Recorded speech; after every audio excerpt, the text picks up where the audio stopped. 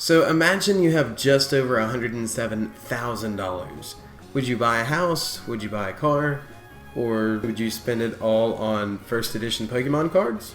Let's get into it. And this information comes from ccn.com. I will leave a link to the article in the description below. And you heard me correctly. The article says a complete set of first edition Pokemon cards from 1999 just sold for $107,010. Because if it was $107,009, it would have been no deal. That's too little money. But it also says, among the set, as any avid Pokemon fan from the 90s will remember, is a shiny Charizard, the most coveted card. I know nothing about the Pokemon trading card game, and I even know that everyone wants a Charizard. At this valuation, the first edition Charizard alone is worth $20,000, more than a Bitcoin.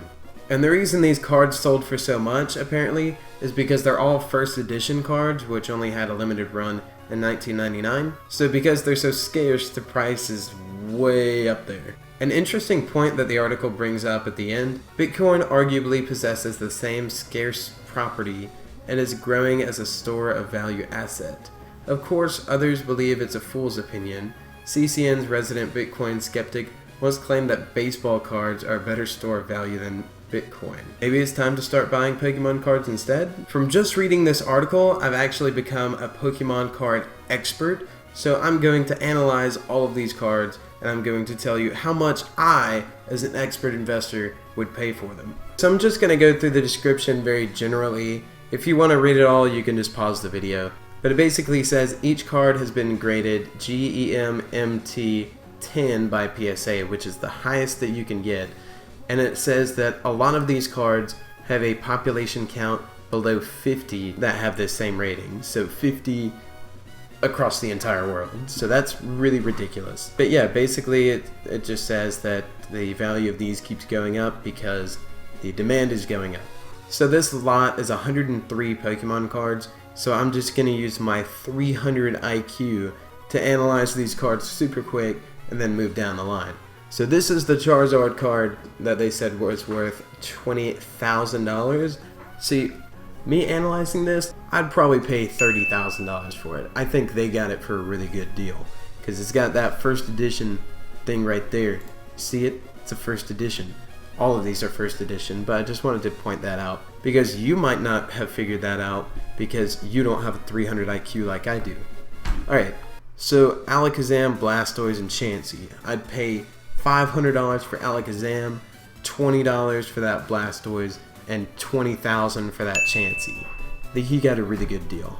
So for this lot of 10, I would pay somewhere along the lines of 25 cents. For this next set, I would pay maybe 2 cents, except that Arcanine is probably worth about 10 grand. So that's probably where he got all of that value from. Okay, so next one, I would say it's somewhere between $5 and $500,000. It's hard to kind of narrow it down, but I would say the best one in this group would be the Kadabra because of obvious reasons. He is a ping pong master. Nope, that's spoons. I thought it was a ping pong paddle. Forgive me. I must have a 299 IQ. Alright, so Magikarp is obviously the winner of this group.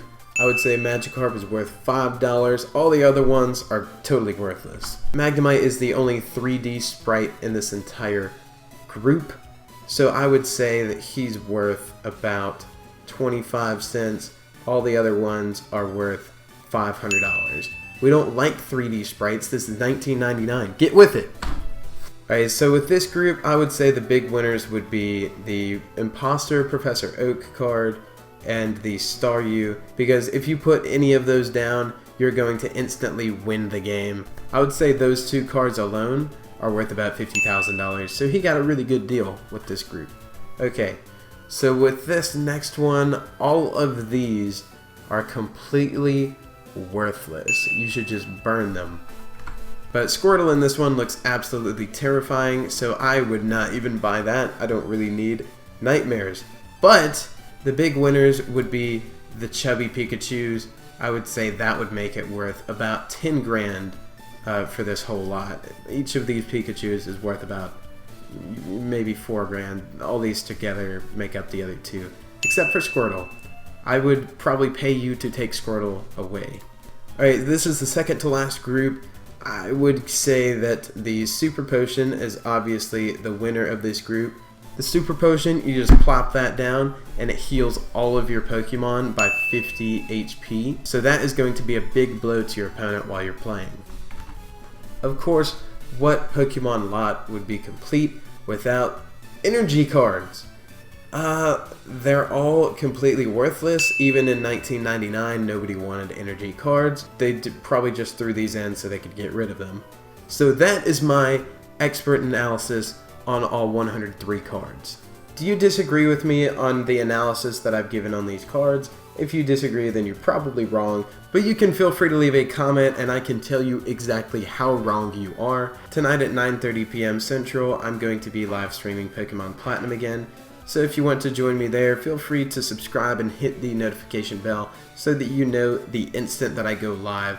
I usually stream for about 3 hours or so there'll be plenty of time for us to argue about these Pokemon cards.